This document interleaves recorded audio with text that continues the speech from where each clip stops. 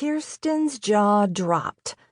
No one yelled at Mr. Harrington. Hell, no one even questioned him.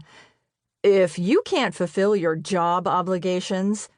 Marie flung her hands up. "Don't bother firing me! I quit!"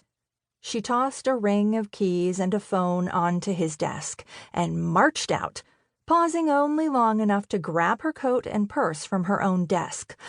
Oh, my God! That felt good. She glanced at Kiersten and snorted, "Good luck!"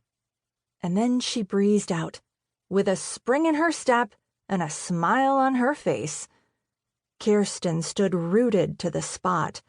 She risked a glance back at Mr. Harrington, who was slipping into his suit jacket and coming her way. "Oh, shit," she whispered under her breath.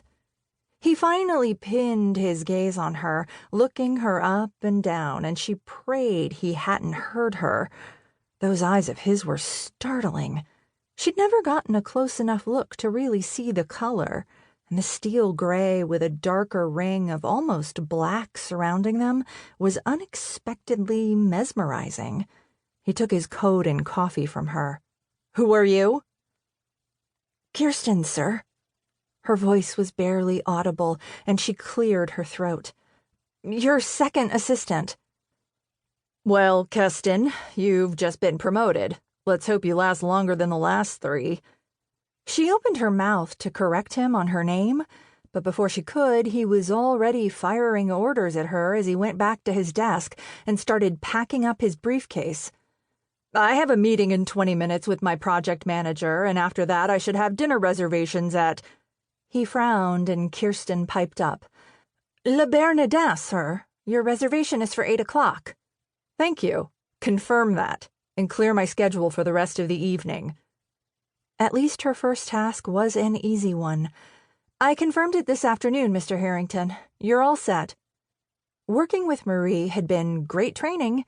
She'd pretty much been running Mr. Harrington's life anyway. Only now she had to deal with Harrington himself. The prospect sent jolts of terror and excitement zinging through her. She could finally show what she was made of and get credit for the work she was already doing, not to mention a nice raise. Her bank account would be happy to see that. The $43 currently sitting in there would love the company, and if she had to spend her days glued to the side of her asshat of a boss, well, at least he was easy to look at. "Wonderful," he said, turning those piercing eyes of his back on her. He stared long enough that she dropped her gaze, looking down to see if she'd spilled something on her blouse or had forgotten a button or something. Nope, nothing wrong. She met his gaze again, and this time she didn't look away. Yes, the man practically made her shake in her knockoff Louboutins, but there was no reason he needed to know that. His lips twitched with a hint of amusement. "Call me Cole." Kiersten blinked at him. Marie had never called him by his first name. No one did. "Mr. Harrington makes me feel old. I don't look old yet, do I?" he asked in that charming bedroom voice of his that she could swear would melt M&Ms while they were still in the bag.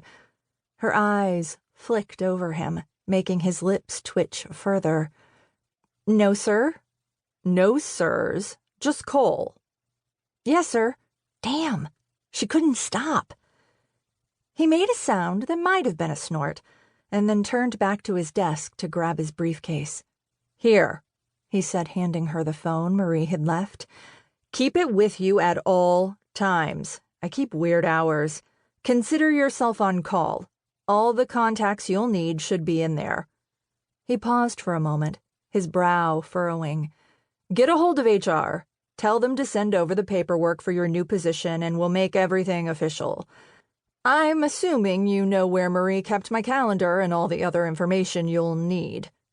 Kiersten nodded, but he wasn't really paying attention to her as he rattled off more instructions. "Make sure you're up to date on all my pending contracts and current projects. We've got deadlines to meet, and I have no intention of missing anything because of this ridiculous upset. If you need help with passwords or anything to get into the computers, get IT up here to..."